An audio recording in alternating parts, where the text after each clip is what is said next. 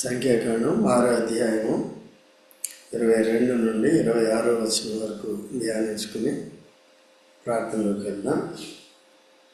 22వ వచనం, యెహోవా మోషేకు ఇలాగ సెలవిచ్చెను, నీవు అహరోనుతోనూ అతని కుమారులతోనూ ఇలాగను. దేవుడు అన్ని విషయాల్ని కూడా మోషే ద్వారానే తెలియజేస్తున్నాడు. ఎందుకంటే మోషే నమ్మదగినవాడు. దేవుడు చెప్పిన దాంట్లో ఏది కలపడు, ఏది తీసివేయడు. తర్వాత అశ్రద్ధ కూడా చేయడం. యెహోవా కార్యాలంటే అశ్రద్ధ కూడా చేయడు. అందుకనే ఆయనకి దేవుడు అభ్యర్థించాడు, నా ఇల్లు అంతట్లో ఎవరండి. ఇంకోటి ఏంటంటే స్వకీయ మహిమను కోరుకునేవాడు కూడా కాదు. ఒక సందర్భంలో దేవుడు తను పరీక్షించినప్పుడు ఈ ప్రజలందరినీ నాశనం చేసి నేను గొప్ప చేస్తానంటే, నాకొద్దు, నిన్నేమనుకుంటారు, ఐగుప్తీయులు చేతకాక అందరిని చంపేశాడు, యెహోవా అంటారు, నేను మనకి చేత పేరు వస్తుందని చెప్పాడు. ఇది తను ఒక రకంగా పరీక్షించాడు. సో అలాగా మనం కూడా మనకిచ్చిన దాంట్లో దేవుని ఎదుట నమ్మకస్తులుగా చూడాలి. మనుషులు చెప్పినప్పటికీ, దేవుని వాక్యం చెప్పినప్పటికీ విన్న వారందరినీ కూడా దేవుడు గమనిస్తూ ఉంటాడు, వినని వారందరినీ కూడా గమనిస్తూ ఉంటాడు. సో కాబట్టి వారు దేవుని యొక్క జ్ఞాన విషయంలో వారు బలహీనంగా ఉంటారు. కనుక ఏం చేయాలి, ఏం చేయకూడదు తెలియదని పాపానికి పాపం కూర్చుకుంటారు, శరీర తత్వం కలిగి ఉంటారు. తర్వాత ఎప్పుడూ కూడా వారు పసిపిల్లలుగానే క్రీస్తులో ఉండే అవకాశం ఉందన్నమాట. అందుకనే జాగ్రత్తగా ఉండాలి. ఇక్కడ ఎవరికి చెప్పమన్నాడు, నువ్వు చెప్పే అనలేదు. కానీ కొంతమంది ఏం చేస్తారంటే, ఇప్పుడు సౌలు రాజు, ఇశ్రాయేలుకు మొదటి రాజు ఏం చేశాడంటే, ఆ యాజకుడు ఎవరు సమయాలు చేయవలసిన పని ఏం చేశాడు, యాజక ధర్మం అంటే బలి అర్పించాడు కదా, దహన బలి. తొందరపడి ఏం చేశాడంటే, ఈయనే ఎవరు అర్పిస్తే ఏమైంది, అట్లా కాదు. ఇక్కడ ఎవరికి చెప్పాడు ధర్మశాస్త్రంలో, మోషే కాదు, అహరోను అతని కుమారులు. వీళ్ళు యాజకులు కదా, అహరోను ప్రధాన యాజకులు. వీళ్ళు ఏం చేయాలి, యాజక ధర్మం చేయాలి. ఆ కోవలో ఆ దినాల్లో యాజకుడు ఎవరు, సమయం. ఎవరు చేయాలి పని, ఎవరు చేసేసారు. అయితే తప్పేంటి, ధర్మశాస్త్రాన్ని ఉల్లంఘించారు. సో ఈ దినాల్లో యేసుక్రీస్తు ప్రభు ప్రధాన యాజకుడు అయితే మనమంతా కూడా ఎవరు యాజకులు. కాబట్టి యాజకులు మనమంతా కూడా చేయవచ్చు. ఓకేనా. అందుకనే ఇక్కడ వాక్య పరిచర్య చేసిన వారు పూర్తి కాలపు పరిచర్య చేయని వారు అయినప్పటికీ కూడా, సహోదరులు అయినప్పటికీ కూడా ఏం చేస్తారు, ఈ వచనాన్ని చెప్తారు కదా, అట్లా. కాబట్టి అందుకనే ఈ తారతమ్యాలన్నీ కూడా కొత్త నిబంధన, పాత నిబంధన, అన్ని పాత నిబంధన ప్రకారంగా ఉంటాయి. కానీ స్లైట్గా మార్పు అనేది ఉంటుంది. అప్పుడు మోషే ఇప్పుడు నేరుగా ఎవరండి, క్రీస్తు. మోషే ద్వారా ధర్మశాస్త్రం వచ్చింది, ఇప్పుడు కృప వచ్చింది. అయితే కృప అంటే ఏంటంటే, మనం అంతా కూడా దేవుని వాక్యాన్ని ఎరగకుండా పాపం చేసేవారు. ఇంకో మాటలు చెప్పాలంటే పాపంలో పుట్టిన వారిని. ఈ పాపాన్ని అంతా కూడా ఎవరు పరిహారం చేశారు, యేసు ప్రభు పరిహారం చేశారు, సెలవులో పరిహారం చేశాడు.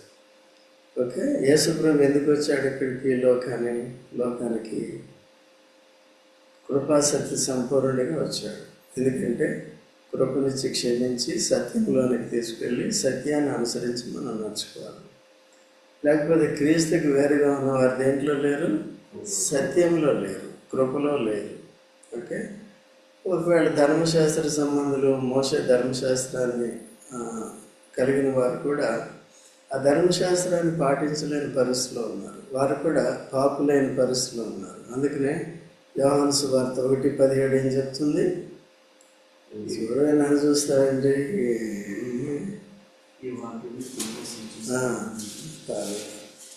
కాదు. మోషే ద్వారా ధర్మశాస్త్రం వచ్చును, యేసుక్రీస్తు ధర్మశాస్త్రము మోషే ద్వారా అనుగ్రహింపబడెను, అనుగ్రహింపబడెను. కృపయు సత్యమును యేసుక్రీస్తు ద్వారా కలిగెను. ఏమొచ్చిందంటే యేసు ప్రభు ద్వారా కృపయు సత్యం. కృపయు సత్యం. ఇప్పుడు యేసుక్రీస్తు ప్రభు ద్వారా అంతకుముందు మనం చేసిన అన్ని తప్పులే కదా. అయితే యేసు ప్రభు మన పాపాన్ని శిలువలో తానే స్వయంగా పరిహారం చేసి రక్తం కార్చి మరణాన్ని జయించి మన మనోనేత్రం వెలిగించి విశ్వాసం ద్వారా మన పాపాలు పశ్చాత్తాపడి ఒప్పుకున్నప్పుడు జన్మకర్మక పాపాలని క్షమించి ఎలా క్షమించాడు? కృప ద్వారా క్షమించాడు, క్రియల ద్వారా కాదన్నమాట. కృప అంటే దయ అని గుర్తు కదా. తన దయను బట్టి క్షమించాడు, యేసు ప్రభుని అంగీకరించి. ఇప్పుడు పాప క్షమాపణ పొంది యేసు ప్రభు యొక్క కృప పొందిన మనము యేసు ప్రభు యొక్క సత్యంలోనికి వచ్చాం. యేసు ప్రభువే సత్యం, దేవుని వాక్యమే సత్యం. ఈ వాక్యాన్ని సరైన విధానంలో మనం అర్థం చేసుకుని ఆ ప్రకారం నడుచుకోవాలి. చాలామంది ఏం చేస్తున్నారంటే వాక్య క్రమాన్ని ఎరగకుండా, ఆ ప్రత్యక్షత లేకుండా సో రాంగ్ రూట్లో కూడా వెళ్ళిపోయే వారు చాలామంది ఉన్నారు. అందుకనే మనం చాలా జాగ్రత్తగా ఉండాలి. భక్సింగ్ గారు అదే జాగ్రత్త పడ్డాడు అనమాట. అందుకనే వాక్య ప్రత్యక్షిస్తేనే నేను చేయని చెప్పాడు. దేవుని దయ వల్ల మేము కూడా మొదట్లోనే యవన ప్రాయంలో ఉన్నప్పుడే ఉపవాసపు ఒంటరిగా కూర్చుని ఆయన అయితే నీలగిరి కొండలు ఎక్కడికి వెళ్ళాడు, కానీ నేనే కొండలకి వెళ్ళలేదు. ఇంట్లో ఒక రూమ్లో మూల కూర్చుని 3 రోజులు ఉపవాసం ఉండి సంవత్సరానికి ఒకసారి 3 రోజులు ఉపవాసం ఉండి ఈ ప్రత్యక్షతను అడిగినప్పుడు దేవుడు ఇచ్చాడు. అది తెలిసినప్పుడు మనం తప్పు చేస్తున్నాం అనేది, తప్పు బోధ పాటిస్తున్నాం అనేది మనకు. ఎందుకంటే ఇప్పుడు ఏది పరిశుద్ధాత్మ ద్వారా వస్తుందా అనేది నాకు అర్థమైపోయింది. సో కాబట్టి ఏది ఒకవేళ కొన్నిసార్లు సాతాను కూడా ఏంటంటే ప్రేరేపిస్తూ ఉంటుంది. అందుకనే చాలా జాగ్రత్తగా ఉండాలి. వాడు చెప్తే ఏముంటుంది? తప్పుడు బాధ. అందుకనే దేవుడు బయలుపరిస్తే ఏముంటుంది? మనకు కావాల్సింది ఏంటి? ప్రత్యక్షత గల మనసు ఉండాలి. ఏదంటే అది నమ్మేసేది ప్రత్యక్షత గల. అపోస్తలుడు పౌలు ఏం కలిగి ఉన్నాడు?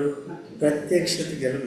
అందుకనే హబక్కు ప్రవక్త వచ్చి నువ్వు యెరూషలేముకి వెళ్ళొద్దు, వాళ్ళు నేను బంధించేస్తారు, ఇది చేస్తారు, అది చేస్తారు అన్నాడు. నేను బంధకాల కొరకు కాదు, కానీ యేసు నామ నిమిత్తం చనిపోవాలి.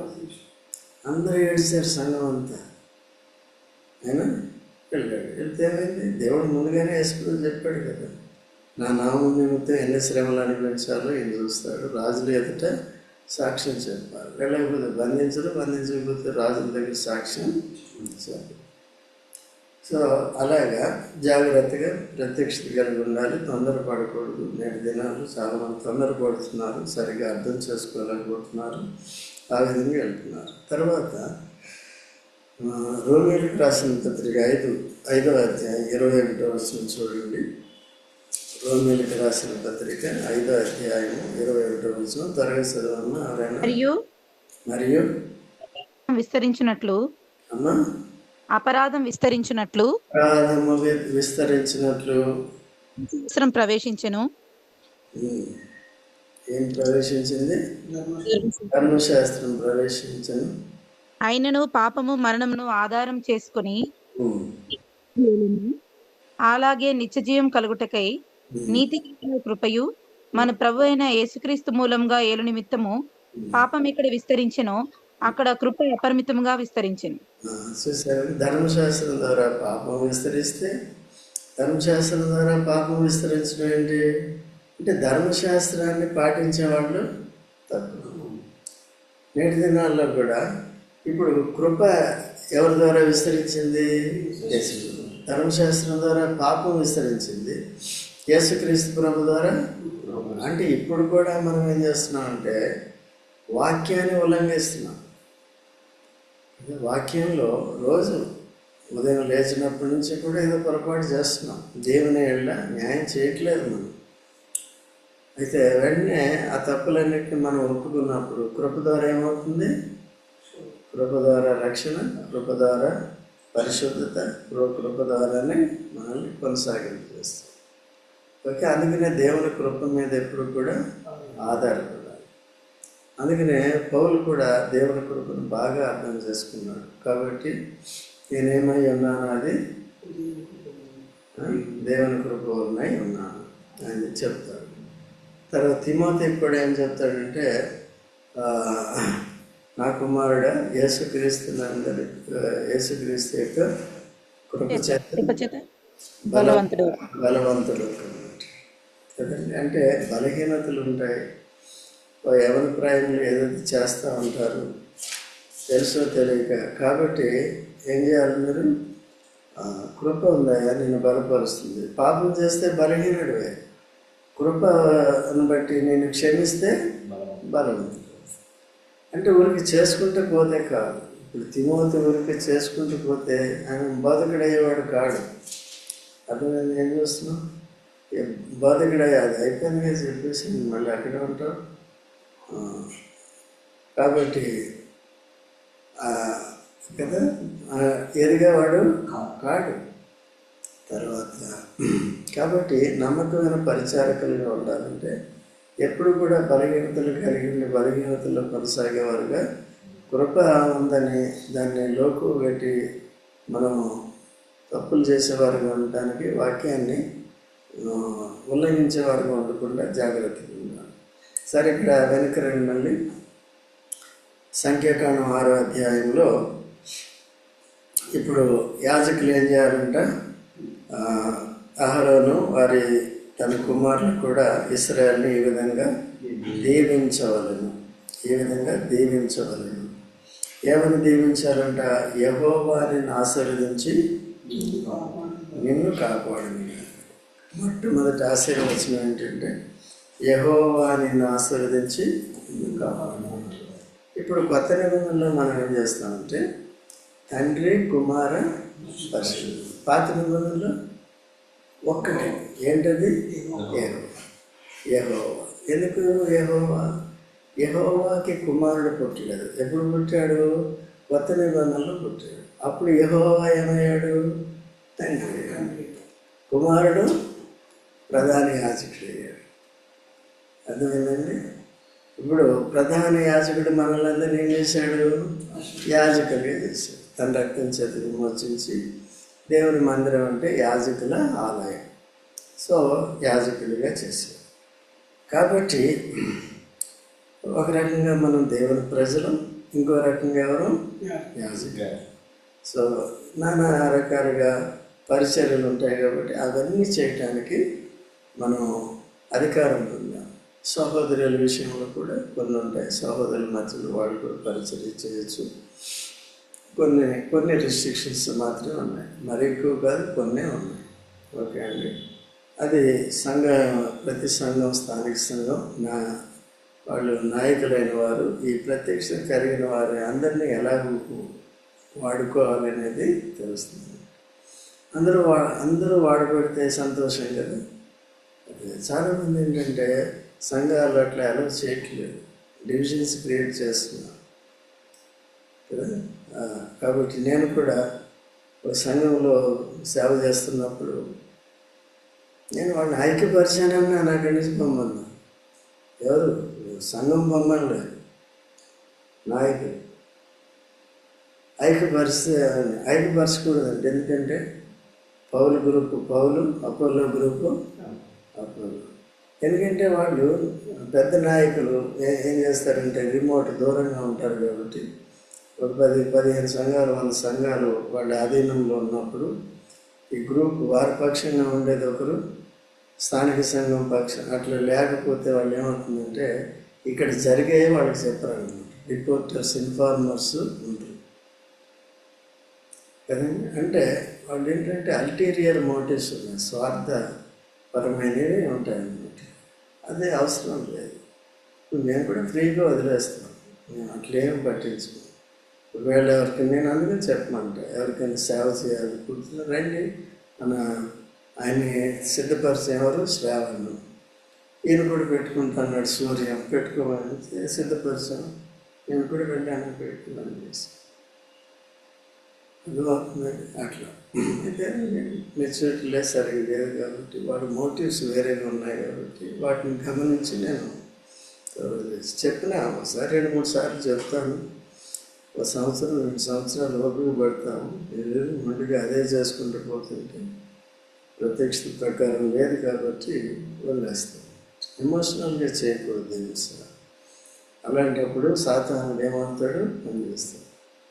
ఎవరికరికో పరిచయం పెట్టేది కాదు, జాగ్రత్తగా ఉండాలి. ఓకేనండి. కాబట్టి యెహోవా నిన్ను ఆశీర్వదించి, అందుకు నేను ఆదివారం ఉదయకాలం ఏం చేస్తానంటే తండ్రి అయిన దేవుని ఆశీర్వాదము ప్రేమ అంటాను. సో ఇక్కడ ఏముంది, మొట్టమొదటి ఏముంది, ఆశీర్వాదం. నేను ఆశీర్వదించి, ఇప్పుడు ఆశీర్వదించంటే అర్థం ఏంటి, ఆశీర్వదించి నిన్ను కావాలి. ఇప్పుడు యోబుని దేవుడు ఏం చేశాడు, ఆశీర్వదించినప్పుడు ఏమైంది, భక్తిలో విస్తరించాడు. శ్రమలు అప్పుడు వచ్చాడు, భక్తిలో విస్తరించాడు కదా. భక్తులు ఎటువంటి భక్తులు, చెడుతనం యథార్థం రాజు. మీ ఇద్దరు ఒకటే కావాలి. యథార్థవర్తనుడు, న్యాయవంతుడు, దేవుని అందరూ బాగా భయభక్తులు కలిగి టాప్ లెవెల్లో ఉన్నాడు కదా. దేవుని భయభక్తులు కలిగి ఉండడం అంటే ఏంటి, చరిత్రని ఆశ్రయించు. సో అంతా కూడా వాక్యములు చేస్తున్నాడు. తను దేవుడు ఆశీర్వదించాడు. ఇంకేం చేస్తున్నాడు, కాపాడుతున్నాడు. దేన్ని కాపాడుతున్నాడు, దేవుడు ఆశీర్వదించడాన్ని కాపాడుతున్నాడు. తన బిడ్డలను కాపాడుతున్నాడు. వారు ఏ పనులు చేసినప్పటికీ ఈయన వాళ్ళ పక్షంగా ఏం చేస్తున్నాడు, బలి అర్పిస్తున్నాడు. వాళ్ళు ఎందుకంటే ఈ ఎంజాయ్మెంట్లో తినటం తాగటం దాంట్లో ఎక్కడ పాపం చేస్తున్నారు, దేవుని కోపం వస్తుందేమో అని ఈయన పొద్దున్నే లేచి ఏం చేసేవారు, వారి కొరకు బలి అర్పించేవారు. కాబట్టి అట్లా చేస్తున్నాడు. అంత బాగానే ఉంది. ఏమైంది, చివరికి సాతానుడు పర్మిషన్ తీసుకుని వచ్చాడు, ధ్వంసం చేసుకోవాలి. అయినప్పటికీ దాని భక్తి చెక్కు చెదరలేదు. గుర్తుపెట్టుకుని ఏమన్నా పోనీ కదా. అందుకని ఆ పాట ఉంది, పరమా జీవము నాకు నిల్వ, నరులెల్లరు నన్ను విడిచినాను. తర్వాత అలాంటి ఆ పాట దాని మీదే ఉంటుంది. మీరు మళ్ళొకసారి ఇప్పుడు చదువుకుని ఆ పాటని పాడుకోండి. ఇప్పుడు అర్థమవుతుంది యోబు జీవితం అని.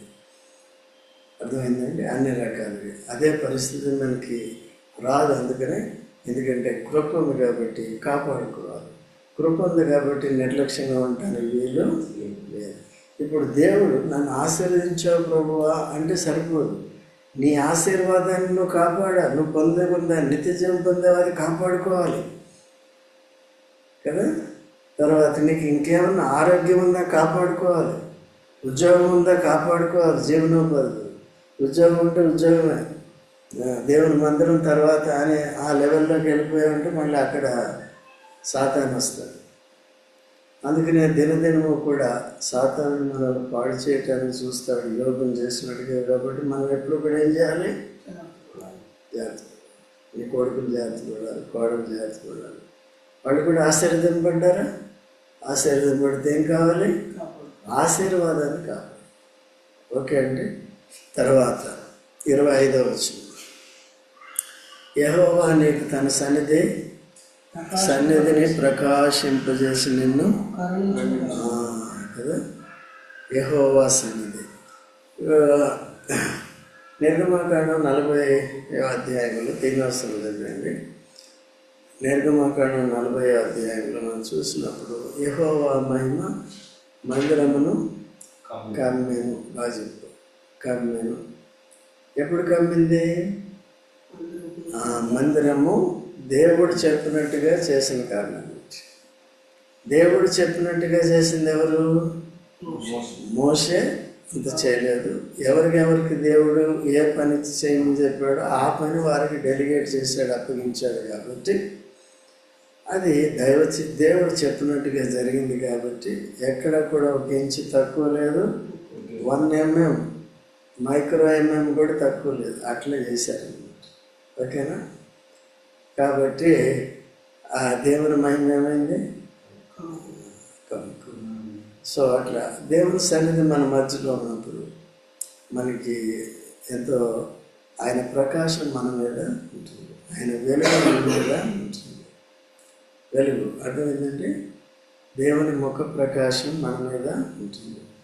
ఇప్పుడు మోషే ఆ కొండ మీదకి వెళ్ళినప్పుడు, సేనాయి పర్వతం మీదకి వెళ్ళినప్పుడు, ఎందుకు? ధర్మశాస్త్రాన్ని తీసుకురావడానికి 40 దివారాత్రులు అక్కడ ఉన్నప్పుడు, ఆ యెహోవా వెలుగులో తను ఉన్నప్పుడు, ఆయన ముఖ కాంతిలో ఆయన ఉన్నప్పుడు ఆయనకి ఏమైందండి? ఈయన ముఖం కూడా వెలిగిపోయింది అనమాట.